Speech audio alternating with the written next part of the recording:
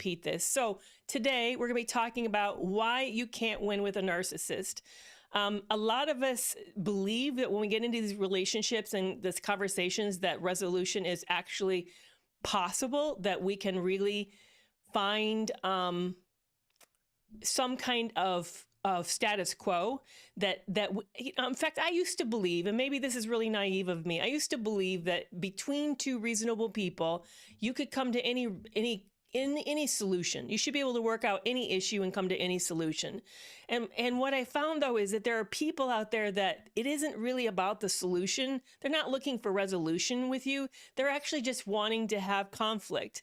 And that was shocking to me to discover that there are people who are just like to be antagonistic and stir up problems. But then here's the challenge. How do you know which is which? How do you know that you've met somebody who actually wants resolution and maybe doesn't understand what you're talking about and you just need to work harder, work through it? And how do you know that you have somebody who's just fighting dirty, fighting nasty? So today I'm going to talk about what happens that makes conflict go wrong. I want to get into how to recognize maturity when somebody is actually trying to work something through with you. I want to talk about the types of conflict that there are.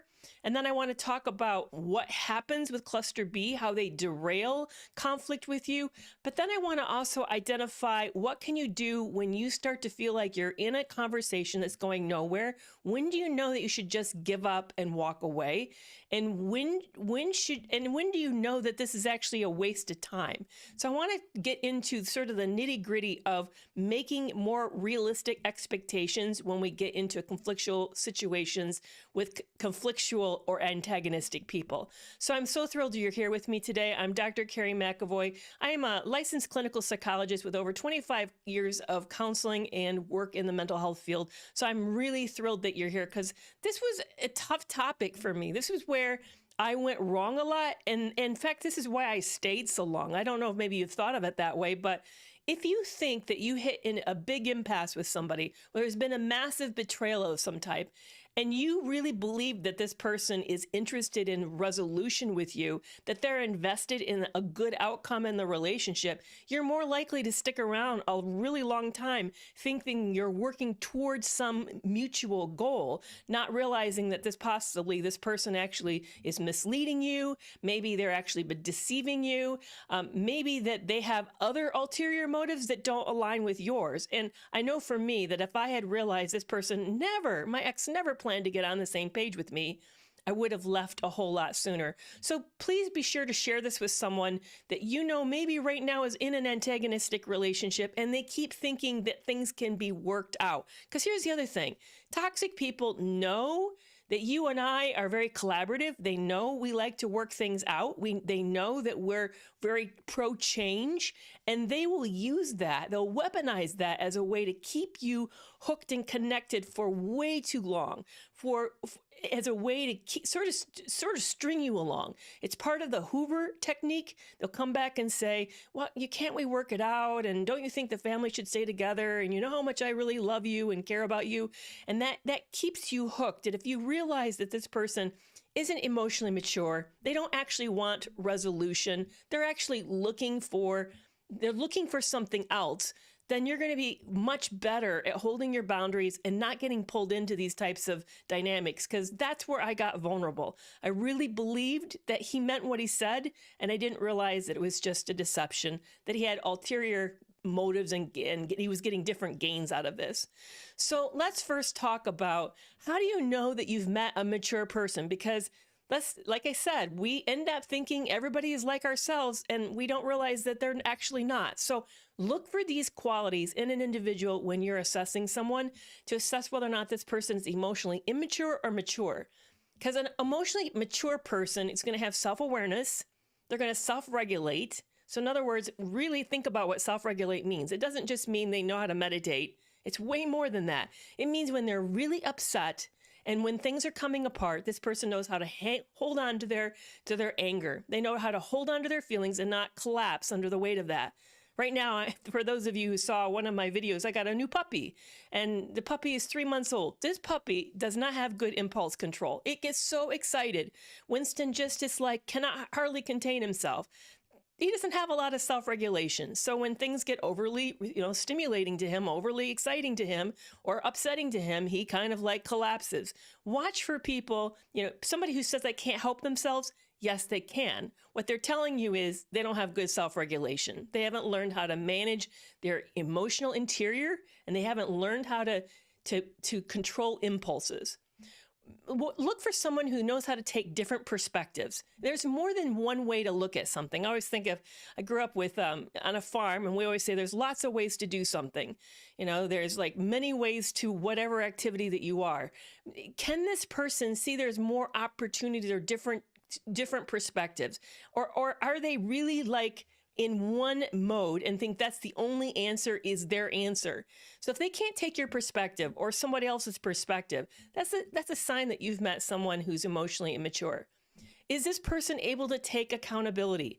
Do they know how to own their mistakes and apologize when needed? And do they actually know how to really repair harm? There's a whole lot different between I'm sorry that you have hurt feelings, which actually is no ownership of the bad behavior, versus someone who says, I'm sorry I've harmed you, and these are the steps I'm going to take to fix it. Look for someone who knows how to recognize the harm and knows what steps they need to take to start to fix it. And then do they have resilience? Now, resilience is a word we toss around a lot, but we don't actually define resilience.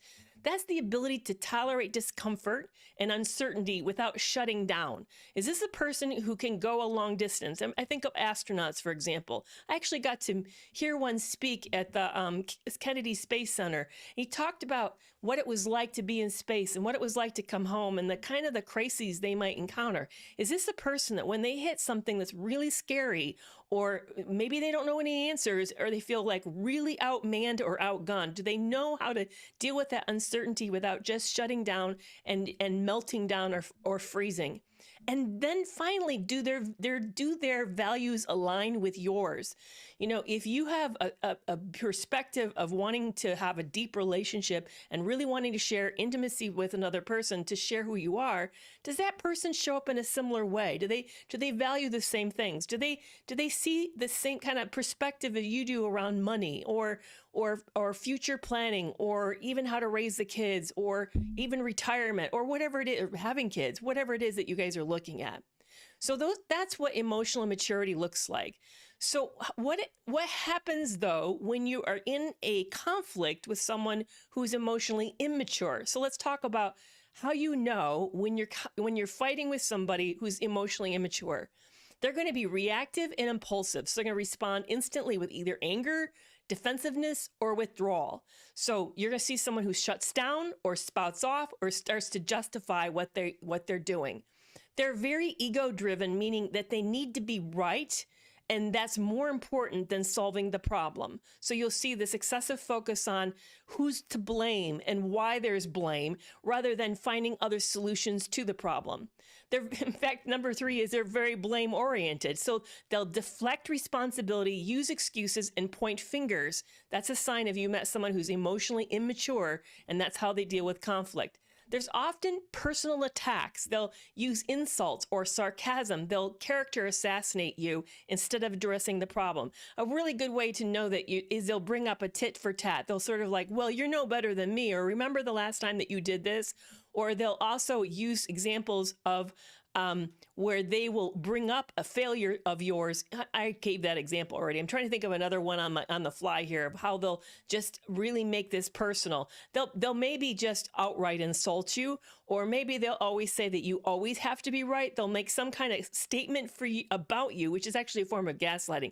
They'll make a statement about you instead of addressing the issue. Like, well, look at you, like you never make a mistake. Watch for all or nothing thinking. So they always see things in terms of extremes, like there's a right way to do things or a wrong way to do things, or somebody is right and somebody is wrong. Or there's just this lack of flexibility and this rigidity in their thinking. you watch for avoidance or stonewalling, where they just actually shut down communication. Now, people do this for a couple reasons, and neither reasons are extremely healthy. One is because they become overly reactive and they are in fight or flight mode. And because they're in fight or flight mode, they literally can't think, so they stop thinking altogether. And yes, that happens to some of us, but still, it's the sign that this person's going to really struggle with, intense moments, and that you're not going to be able to count on them when things get really, really difficult. Then there's those who stonewall, who will just like shut down. They'll end the conversation because they don't plan to talk about it at all. Some of them use this as a punishment technique. It's their way of saying, I don't like this, and therefore I'm going to hurt you by withdrawing, because I know that you're going to feel the loss of me, and I want it to hit you that way so that don't do this, don't go here, don't talk about that. But then there are other people who just withdraw as a way of saying, I don't like this topic, so I'm not talking about it. It may not be a statement about you, but it's a statement of, I'm not going to go there. I know up in the family I grew up in, we had things that we could talk about and things that we couldn't. We just knew what the hot topics were, so we tended to avoid them just to keep things peaceful at home. But again, that means you can't deal with things that are really tough. If you can't go everywhere that anybody needs to go to in order for them to feel safe and seen and validated, then that makes it really hard for you to have a good resolution to difficulties. And then there's short-term gratification. There are some people who just need to win. They don't even care about the solution or about your feelings or about what's happening in the bigger picture. They just need to know that they didn't come out the one who's to blame or the loser in this situation. They didn't even see it about something to resolve. They just see it as a win or lose. So watch for those signs. That's a sign that you've met an emotionally immature person in conflict. But you know what? It wasn't until I started really looking at what happens in conflict that I started to really see how complex this is. So let's talk about the toxic conflict styles that are really common to personality disorders. Like, for example, and I know there's a lot of questions coming in, so I'd love if you'd like to stick around for another 30 minutes or 25 minutes, I'll be sure to answer your questions. And because I see some coming in, and I'd be happy to take them, but I always wait till about 4:45 my time in Central Standard Time. So here are some toxic conflict styles common to personality disorders. The first is they tend to escalate attacks. So instead of responding to the disagreement, they start to hurl personal insults. They start to be humiliating, and there's this disproportionate intensity to their rage. For example, they might start insulting your intelligence or your worth instead of addressing the issue. As I said, this is a form of gaslighting. And what this does when they start to do this, it creates a climate of fear, and it really erodes your trust. Another style is gaslighting and reality distortion. They'll start to deny facts, twist the events, question whether or not you were sane or saw things correctly or remembered it right. And they do all of this in order to get the upper hand. And for example, a borderline personality disorder may insist that the event never happened despite clear evidence and making you doubt your own memory. And the reason they do this is they want to create confusion, cause self-doubt, and of course, emotional destabilization.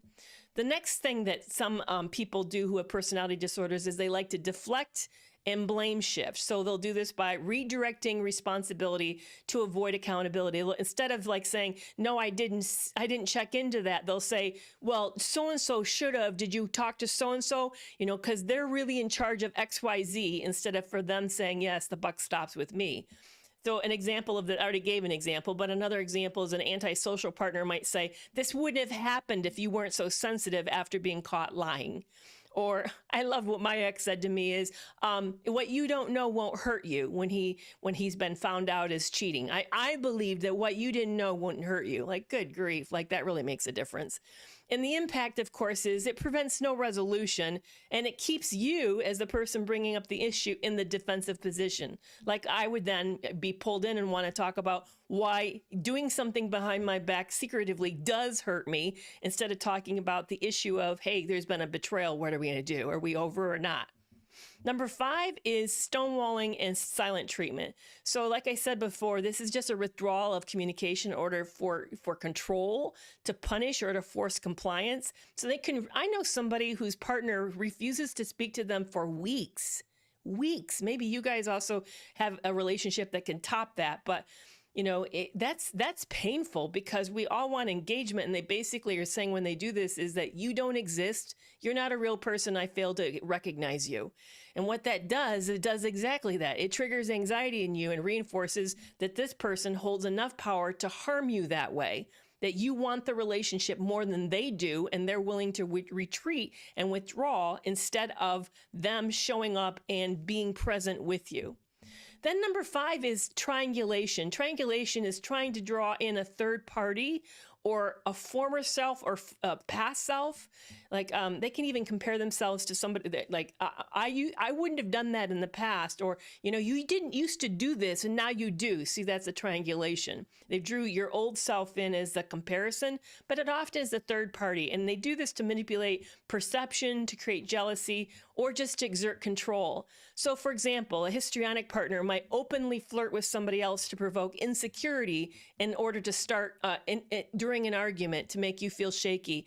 And what it does when you triangulate, it's a really great way for competition. It's a way to bolster credibility. It's sort of like appealing to a higher power. I always think of, for example, tattling is triangulation. Mom, so-and-so did something to me. In that moment, that child's triangulating the parent in order to deal with the conflict with a sibling. But it also it fuels competition and creates all sorts of instability in a relationship.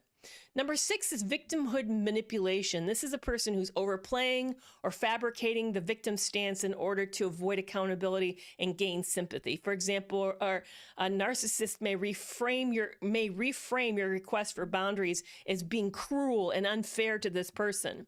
And what it does is it shifts the focus away from the original issue, leaving you feeling guilty and heartless. So it's like, I remember my ex said to me when I found out that he and his girlfriend talked about them cheating on me and the fact that she normally wouldn't have thought this was a good thing, but their love was so big and so deep they couldn't help themselves.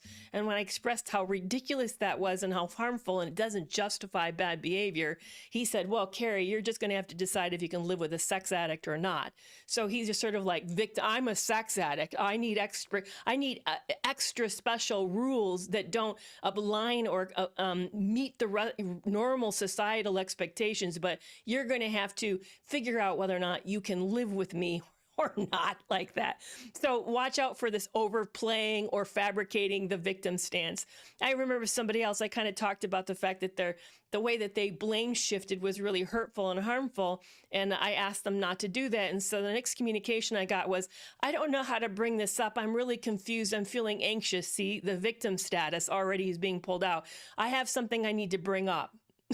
Saying that already, setting the stage for me not know how to talk to them, because they've already now set the stage that they feel they've put me on call, that they're feeling sensitive to the fact that I've asked them not to blame shift.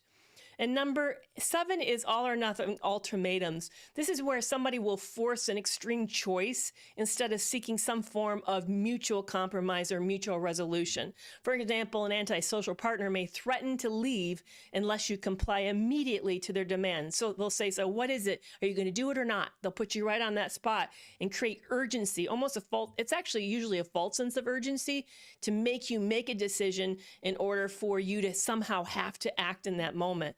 And what it does is it eliminates you the time and space to negotiate, figure out even what you feel about the situation. And it actually is a form of fostering coercion. Sorry, I just got a phone call if you saw me blip out there for a second. So what happens when we are in these situations where there's a lot of unfair fighting going on? Well, I want you to know that your body and mind is reacting together, and there's immediately, obviously, a surge for fight or flight.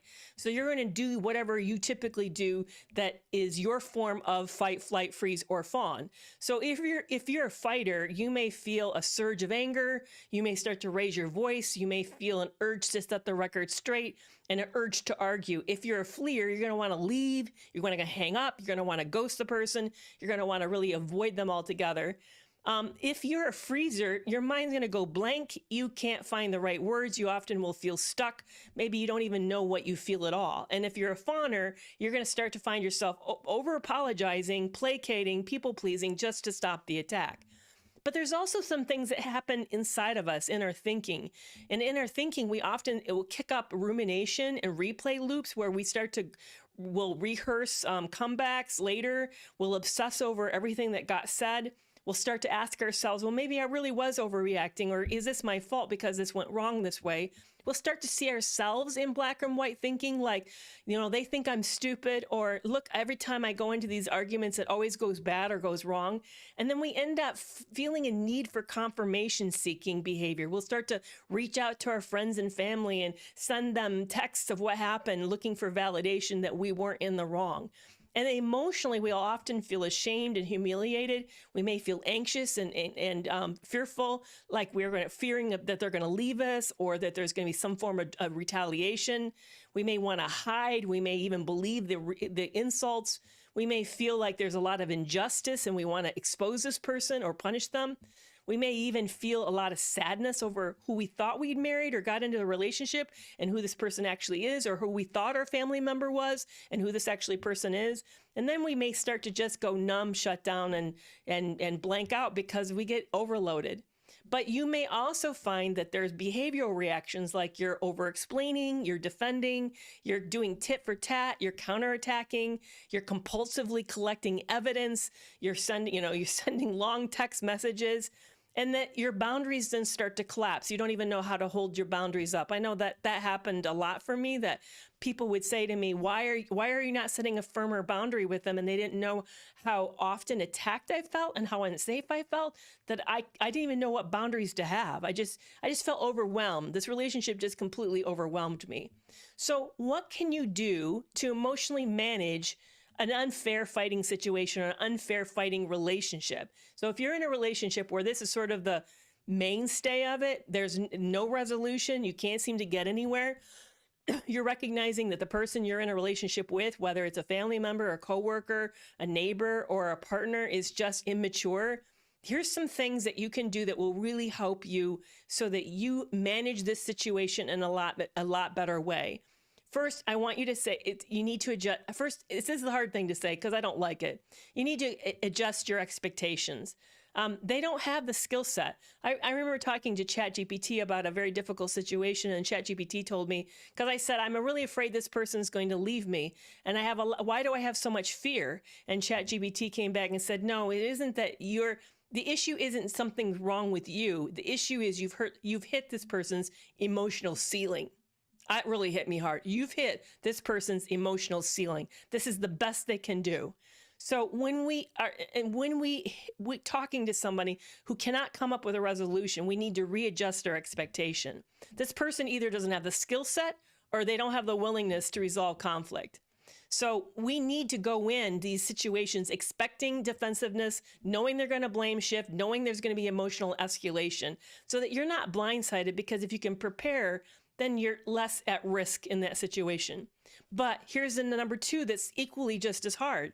Don't match their energy. I know you want to. It's very easy to escalate when someone else is escalating because of our mirror neurons want to do that, where we're very empathic people, because feelings are contagious. That's why we like going to movies and a big theater, because we can catch each other's feelings. So you're going to catch their energy. You're going to catch their feelings, but you got to be very, very careful and don't let yourself get pulled in the same destructive dynamic. So here's some things to do. Keep your tone calm.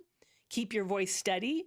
Make sure your body language is neutral, even if they get louder and more agitated. And I know that's really hard work. Stay anchored. Here's a big tip. I'll tell you guys, this is where we lose it in our thinking. We let them take us to another topic. We let them move the goalpost. Don't. Stay anchored to the issue. They often want to start moving you into side issues or past grievances or how you're no better than they are, but keep looping back to the primary issue. Say like, well, we can discuss that later, but I want to focus on X, whatever X is. Or, that's a separate issue. Can we stay on the point? Number 4 is set really clear boundaries. Now, often we end up thinking boundaries is something we impose on somebody. No, that's not. That's an ultimatum. A boundary is something that we're imposing on ourselves. So think through yourself. What are you going to do? When are you going to leave this conversation? At what point is your exit point? When they start name calling, when it starts to get really hot, So to realize this is what you're going to do with yourself. So that let them know, hey, I'm happy to discuss this, but if we start to name call and there's a lot of yelling, I'm going to leave the room. That's something you're imposing on yourself. Yes, you're letting them know why you're leaving the room, but you're not saying you can't name call or don't you dare yell. You're saying, I want to let you know if it starts to get really heated and I get uncomfortable, I'm leaving the room. You might also need to say, you know what, if it just seems that we can't stay on topic here, so I'm just going to end the conversation at this point. Number 5 is limit your emotional investment. Immature fighters, emotionally immature people see conflict as a game to win, not a problem to solve. So keep your responses short, factual, and low drama. Really watch out for the over-explaining and defending yourself. I know this is one that is, I have a hardest time on this. I really get into over-explaining and defending myself. I don't need to. I just need to state the fact, drop it, and leave it. That's it. That's all it needs to be said. Number 6 is use exit strategies when necessary. Sometimes you need to just say, you know what, I just need to take a break and let's come back to this later. Or you just physically leave the space when it gets overheated or starts to feel unsafe. I know some of us are going to say, you know what, this person doesn't let me leave the space. They're going to tail me into another room and I don't know what to do about that. That may mean that you then need to set up a kind of an emergency situation with a friend where you have a code word that you rarely say. You know, maybe you're never somebody who drinks a pina colada, but you might call somebody up and say, hey, I think so-and-so is having a party and they're making a special on pina colada as your safe word so that you can say to the individual, I need a safe place to go. I got to get out of here. And then you can use that as an excuse, but really think about your strategy, your bigger strategy. And then finally, 7 is focus on what you can actually control. You can't make an immature person mature. You certainly can't do it on the spot. But what you can do is you can manage your own behavior. So you can choose whether you're going to engage at all or not. And you can decide on the timing, the tone, the zone, and the boundaries of the discussion. So I know that's hard because at least me, I'm so focused on the goal that at times I get very preoccupied with the fact, well, I don't have any resolution and I need resolution. And right now I'm thinking of a good friend of mine who really needs to have something wrapped up because there's a time limit on it. Well, but you can't focus whether you can't, like, if you can't control if someone's going to do something or not do something, you need to take off the table. And you need to maybe make plan B. If that person doesn't do it, what are you going to do around that? By you starting to only focus on what you can actually control, it gives you a lot of power. You take a lot of power back when you do that.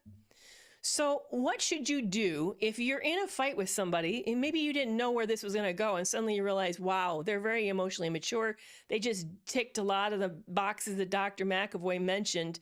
Here's what you should do if you discover this. I want you to, in that moment, immediately lower the bar on what you think is going to happen. I want you to know that you're not going to get mutual understanding. Instead, focus on what you can control, which is keeping yourself calm and minimizing harm. I know that's really frustrating because you may have gone in with really a big need to have something kind of worked out, but lower the bar on resolution because it probably is not going to this person's not going to give you that. If they're all about needing the win, they're not going to compromise to them is a loss. They're not going to give you that. And really work on staying grounded in your own regulation. That's a big win in my opinion, is that no matter what they do, how they try to switch things, bait stuff, escalate it, if you can stay focused on yourself, if you can stay in control, if you can not lose it. I know we talk about reactive abuse, and yes, there are people who provoke us to the point that we lose it, but we never feel good for doing that. And if you can find a way to kind of regulate yourself, like, slow your breathing down, pay attention to your breathing, measure your sentences, keep them short, matching the tone, don't pull your punches, don't hit them with what you know. I mean, I know there's been times where my ex deliberately would take me on and say something highly provocative in that moment as a way to escalate things. And I knew I could have returned it, probably even punched harder and higher on him, maybe lower if you really want to know but I also knew that there would be huge consequences to this and this would go nowhere productive. So really work at staying grounded in your own regulation. Keep your scope narrow. That's really hard. So keep specifically, don't go into, if this person is very antagonistic, but there's a big issue with how emails are happening, keep it specific to the emails. Don't talk about their overall attitude that just creates the difficulty. Keep the scope super narrow. If they bring up other topics, do that looping. I understand that we can put it on the agenda and talk about it later, but let's stay on point. We're really talking about this, whatever this is. Make sure that you, again, know your own boundaries and you stick to your boundaries. So if it starts to spiral or there's name calling, you just say, you know what, we need to resume this later. So really watch that. Pull in the over explanation. You don't need more words to try to convince this person, because this person's not about being convinced. They're about creating the antagonism and the chaos. So it doesn't matter how many words you give them. In fact, often over-explaining is increasing your vulnerability, because now they have more on you to use against you later. So just really try to avoid over-explaining. And use strategic disengagement. Not everything can be resolved, and not everything will be resolved in the time that you want. And not everybody can engage fairly. So sometimes if you just see it going nowhere, just say, you know what, I think we need to take a pause. And sometimes there are some conversations that are just left not done because they're just too unsafe and too abusive. And remember to protect your long game. Chronic immature people will erode your sense of trust and stability in yourself. So decide what kind of contact you want with this person, what kind of relationship adjustments that you need to make regarding this relationship going forward. I know there's been people that I've walked away from in situations and thought, you know what, I really don't want to do this way again. This person's best to do these things with, but not really to do these things. So to sort of keep remembering what your scope is, because that's going to really help you and protect you and protect the game. So how do you know, is there a way to sort of change a bad situation into a better situation if you know it's going wrong? Well, sometimes you can. Sometimes people are just being reactive and they're not actually that emotionally immature. Maybe the topic is that sensitive and upsetting to them. In that case, you might want to interrupt the pattern. You might say, you know what, maybe we need just to kind of cool off for about 10 minutes and come back and talk about this again. But sometimes changing your physical position will really help deflect the situation. Here's how I did it. I had a really bad thing. Years ago, I did something I feel super stupid about and I shouldn't have done. I was in a rush. I wanted to get home. It had been a long day at work. I was coming out of my office, and my office shared an office. My office building shared an office with a pediatrician's practice, a children's practice. And there had been a parent who obviously had seen the pediatrician who had a sick 3-year-old, I think look at 2 or 3-year-old. This father was locking his 2-3-year-old in the back car seat, and their car was parked next to mine, and he had his door open, and the kid was just not being cooperative. So it was taking a lot longer than he thought it was. I got in my car and I sat for a moment, and he still hadn't gotten done putting the kid in the car seat. So because I was impatient, I did something really, really stupid. I started to pull out and hope that I wouldn't hit his door on the way out. I just thought I could back straight out and that no harm, no foul. Well, I tunked the door and I hit it, and it went into hit him, it started to close on him. Didn't hurt him, but it started to close on him. And he then jumped out in front of me, started screaming at me, and told me he was going to call the police on me, that I shouldn't have done that. He was irate. This guy was right in front of my car, standing there just screaming at me.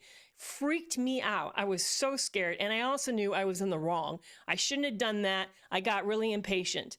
Then his 3-year-old started fussing in the car, so he had to go back to his car to deal with the 3-year-old. And while he was dealing with the 3-year-old, I parked my car, got out of it. I was still in mid-pull-out, but I parked the car, got out, and I walked up behind him. And I thought, this guy is he's gonna hurt me. And I probably deserve it too, but he's gonna retaliate. But I went ahead and I got up really close to him. And while he was dealing with the kid, I said to him, "Sir, I'm really sorry. I shouldn't have done that. I was impatient, but I was wrong. I should not have pulled out, and I'm terribly sorry." I thought, he's going to whirl and I'm going to get hurt because he's going to whirl around and give it to me. And he whirled around and he said, "You know what? We all make mistakes. It's okay." And but when I said it really quiet, "Sir, I'm really sorry. I shouldn't have done that. I was in a rush." And see, I interrupted the pattern, and it shifted my shift in tone, shifted his tone, and it brought the escalation down. I was shocked. Now, I didn't know to do that. It wasn't like I had this moment of brilliance. It just was, I didn't know what else to do. I knew that it was a really bad moment. We were at a terrible impasse and that something had to happen. And I thought, well, if he puts me on the ground, I guess I kind of deserve that. But because I interrupted the pattern, it changed the pattern. So that's one thing that you can try to do. Another thing is shift the attack to curiosity. Sometimes when we say something to somebody who's really defensive and upset, we can say, you know what, I can hear that you felt very dismissed when I walked away and that affected you. Sometimes if we express that, we can change the feeling and make them feel like we're not pitted against them, that we're actually working towards the same thing of understanding. Also, bring regulation into the room. That's what I did with that man with the toddler. By me slowing down, speaking slowly, speaking quietly, I lowered his level of escalation because I lowered my level of escalation. So really pay attention to if you can bring the regulation back down by maybe even pausing for a second. You know what? Let's take a deep breath for a moment. I'm feeling really like heated and hot. Can we just pause for a second? Sometimes just doing that really helps to kind of bring the tone down.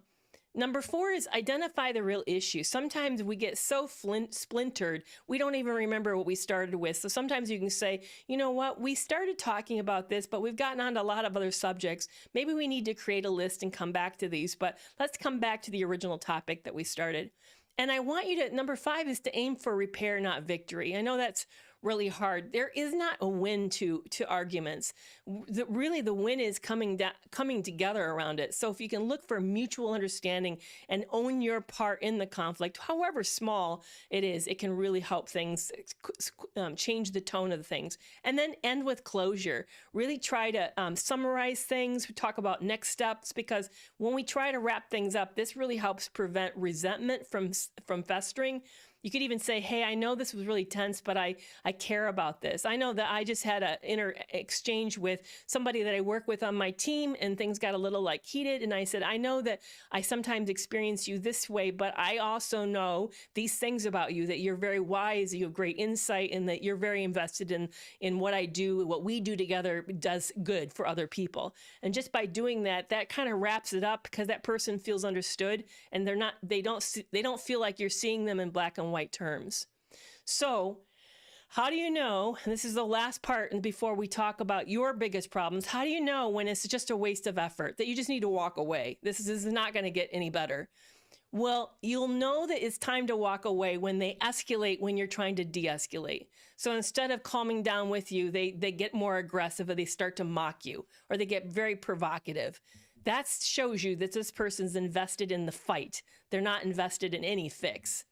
Watch out for when they consistently refuse any accountability, that there's always, even if you present clear evidence, they're going to deflect it, rewrite the history, or make it entirely your fault. This person's not, again, looking for any type of resolution. Watch for how they weaponize your vulnerabilities. When you share a feeling, or you tend to express something that's vulnerable, it becomes part of the ammunition that gets used against you. Like you said, I get really overwhelmed, and then they throw it back as, yeah, you get really unstable around here. That's a person who, again, is not invested in finding any form of compromise. Watch for someone who reopens resolved issues as a way to derail the current topic. This is a way to make you defensive. This means that they're not looking for resolution. They're always looking for more leverage to use against you in another situation. Watch for them for a way that they punish you for setting a limit. Either they'll give you a silent treatment, they'll start a smear campaign around it, or they'll escalate more hostility, because they're really showing you that any measure of you being just careful and protective, then they're going to attack, which makes you hesitant to do that again. That's going to erode your confidence with you setting boundaries in the future. Also, pay attention when there's zero pattern of change. You can have somebody who will promise you over and over and over again to do something, but if there's not any evidence of anything moving, you need to really, and that's a hard one. I know in my situation that exactly happened. There was all sorts of promises, and what I failed to see was literally there was no movement forward, that I was more invested in the relationship than he was. And because of that, I sort of projected change when there really isn't real change. I mean, well, he's reading the books and he's going to therapy, but yes, but on a day-to-day basis, this person is still betraying you. That's not, just because you open a book or show up at therapy session doesn't mean you're actually doing the work. Those in themselves is not change. Change is being different in the same situation, not doing the behaviors that you did before. Really get clear on that. I'm like saying that to myself. I need to get really clear on that. Be clear about what change actually looks like. And then when you leave a conflict and you feel so much smaller, like less sure of yourself, you're a little more anxious, you feel like your self-esteem or your self-worth got dinged up, that's not a healthy conversation. That's not a healthy conflict.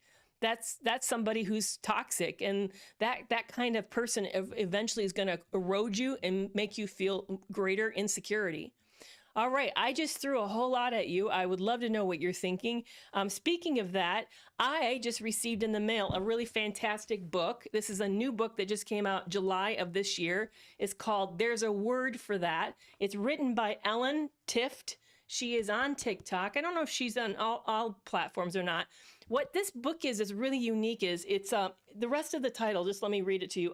Understanding Complex Trauma When You Feel Broken, Lost, and Confused, a Survivor's Guide to PTSD and Finding Your Way Back to Yourself. Now, what I loved about this book, and I just got it yesterday in the mail, is that she literally takes each section of how we get impacted by these toxic relationships, and then she gives the word for it.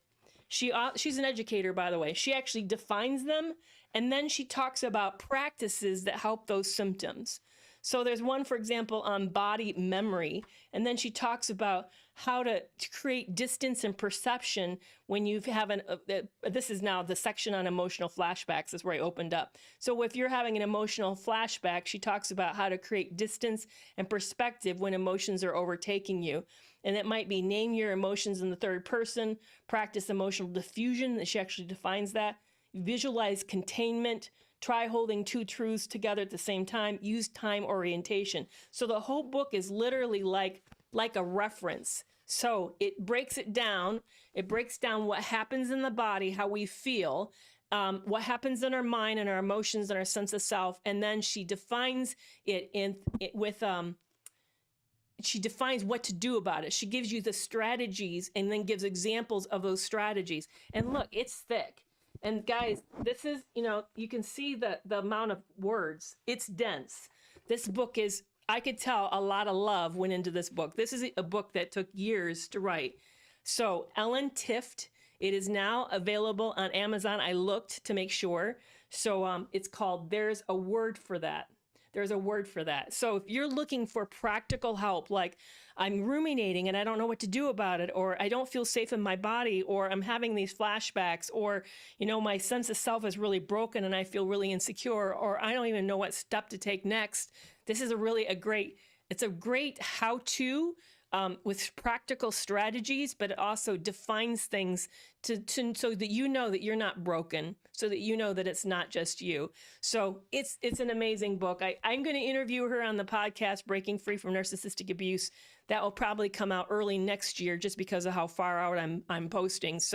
But I just wanted to let you know about it because I just thought, what a fantastic resource. It's a new book that literally was just published last month. So we're always looking for new good content. And I just think this is a really, really rich one again. So what's your questions for me? I want to hear how you guys are doing. And also, I'm dying to know whether or not you guys checked out the new podcast episode. We're back, and we have a new one that we're dropping on Thursday. It's fan mail segment. So if you'd really like to post have me answer your question anonymously, I would not tell the audience who you are. I would just say so-and-so on YouTube, or Akron, Ohio asks, or whatever, I would do by location or by platform, but I would love to take your question and answer it on air. We have some good ones. Next week is why does a mask slip? Somebody wrote in about their daughter-in-law had been seemingly great for 6 years and all of a sudden has become the worst person in the world. The podcast name is Breaking Free from Narcissistic Abuse. And what I do is I interview experts. So like Dr. Carter, Dr. Leslie Dobson, Bill Eddy, Dr. Robin Stern, Dr. Nadine Macaluso, people who have written on big top. In fact, this week I'm interviewing an attorney around, I'm not going to specifically talk about Sean Combs specifically and Epstein, but it's going to be somebody who's very much in that realm of looking at those types of dynamics. And we're going to be talking about what happens in those cases, why courts don't believe victims, and what courts don't understand about coercive control. And this week I'm also interviewing, and this is another great book, by the way, while we're talking about books, another fantastic book is The Empathy Gap. She also is on TikTok, and I don't know if she's on YouTube or not. I think she is on Instagram. And this is Tammy Triolo. Tammy Triolo, her and I are interviewing tomorrow about empathy gap, and she looks at systemic oppression. But what's fascinating about systemic oppression, and in fact, I cannot read her book without sobbing, because what she's describing is what's happened to you and me. So I've never really, I feel stupid. I feel kind of like naive, I guess. Maybe that's a better word. Why I not understood that what we do to large groups of people, we're also doing in specifically between people. So what happens at a macro level is happening at a micro level. So the abuse you experienced personally is the same abuse that's happening between large people groups. And so she talks about what has happened in the United States with systemic oppression. So her and I are going to talk about how the macro view can inform us about what happens interpersonally. But we're going to also talk about what happens interpersonally can inform us to understand better what happens at large levels between people groups one group is oppressing another group. So that's Tammy Triolo, and I'll be interviewing her tomorrow. So I'm super excited. This book, The Empathy Gap, and this is a workbook, actually. She's got a workbook as well as a book. And like I said, the way she describes it is so accurate, so powerfully. I feel so validated reading. And like I said, I'm always just crying reading the book. It's so good to hear yes, that's exactly what they did. Exactly. So if you want to understand how abuse happens around empathy, the loss of empathy, or the elevation of empathy, please check out The Empathy Gap. It's an amazing book. So really, really great stuff. So your questions. I'm now reading the questions. What kind of questions are you guys struggling with today that you would like me to talk about in our last night? Sorry that I went on. Kind of lost time because of the sound problem. But yeah. So thank you so much. I appreciate you guys. Yeah, their books are available on Amazon. So if you can find them on Amazon. I know, Leslie, I didn't tell you about The Empathy Gap, but I didn't know I was going to talk about it.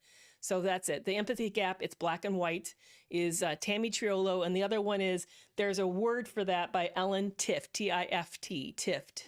So both of them are fantastic. I'm so glad you guys are here, by the way. What do you do if your mother is the narcissist? I'm going to be talking, that's actually 2 weeks. Let's see, no, I take that back.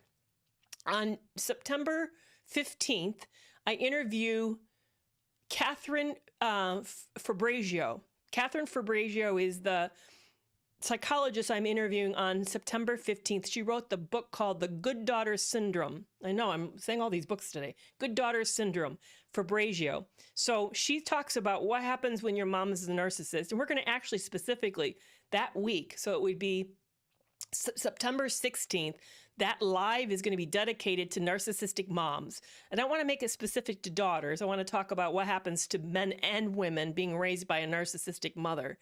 But yeah, it has very profound effects on your sense of self. It's going to shape the way you see yourself, how you feel, what makes you feel safe.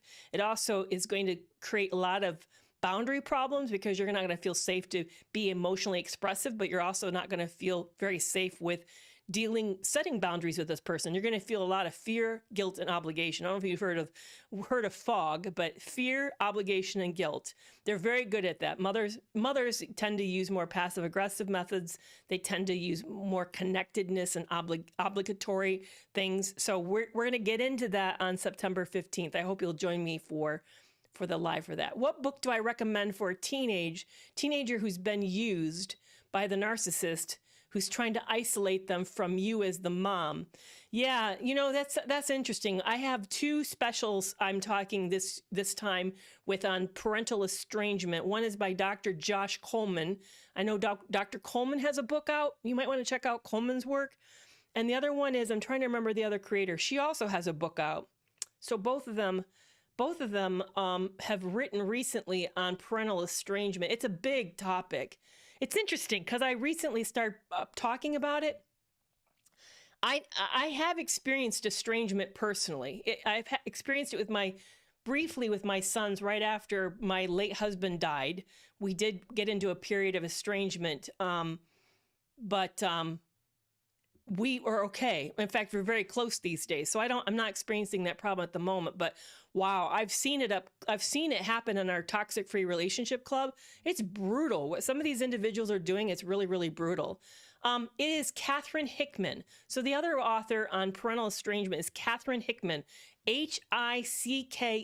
I'm going to spell that name again, H-I-C-K-E-M.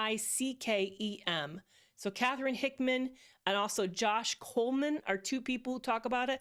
Another creator who talks a lot about it is Christine Cocciola, Dr. Christine Cocciola. I'm also interviewing her as well. But we're going to be talking about coercive control. We won't be talking about parental estrangement. But those three creators who have a whole lot to say about that. People are asking me about my puppy. My puppy is a Cavapoo. He weighs all of 2 pounds, about 4 ounces. He's about this big. So picture a small cat. That's about the size of him at the moment. The maximum size is going to get to about 10 to 14 pounds. Boy, he's smart. Jeez. And I was talking to somebody else about puppies, and I was saying, yeah, he's very smart. And they said, that's almost harder because they're making so many fast connections. He is. He is only 3 months old. He's already mastering sit down. He's learning lay down. He's also, he's picking so much up. It's a lot. I'll tell you, I'm not really enjoying having a puppy around. I'm not a person. I don't know if this surprises you or not. I'm not a very motherly person. I know I care a lot and I have a lot of empathy, but supervising another person, I struggled. I raised 3 sons, so it's amazing. I did it, but I'm so project oriented. I really don't like focusing on just watching someone and keeping them out of trouble. So it's been a lot of hard work. Cavapoos look like little teddy bears. I swear. You'll see him more. Right now he's so festy. I don't want to film him more because he squirms and he wants to, chew on me because he's in a teething stage. So it's just not a whole lot of fun to do that, but you'll see him. I'm reading any type of other questions that you guys may have. What is my PhD subject? My PhD actually was in, I have a clinical psychology PhD in clinical psychology, as well as a master's in clinical psychology. And my dissertation was actually on postpartum depression, believe it or not. And I actually was a specialist in the state when I practiced. That was a quarter of my practice was new moms.